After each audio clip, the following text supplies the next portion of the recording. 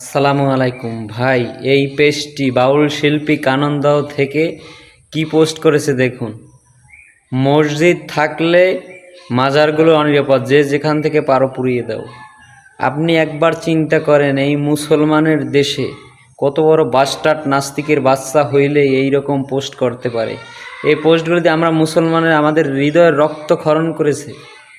সরাসরি আল্লাহর ঘর মসজিদকে আগুন দিয়ে পুড়তে বলে কত বড় বাস্টার্ড, কত বড় নাস্তিক, কত বড় কুলাঙ্গারের বাচ্চা এই দেশে। ভাই এই সমস্ত পোস্ট দেখার পরে মুসলমান হিসেবে আমরা কিন্তু ভাই আমাদের শরীরে আর সহ্য হয় না, রক্ত কিন্তু গরম হয়ে যায়।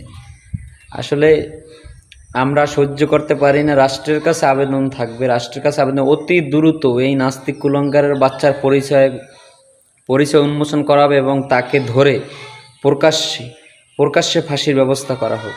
মানে কোনো কুলাঙ্গারের বাচ্চা ইসলাম নিয়ে, আল্লাহর ঘর মসজিদ নিয়ে কোনো কটূক্তি করার কোনো উপায় আর না থাকে।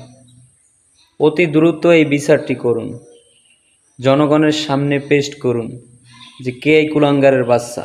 ভাই মুসলমান হিসেবে এই পোস্টগুলোকে ছড়িয়ে দিন, ভিডিওগুলোকে ছড়িয়ে দিন যে যেখান থেকে পারেন।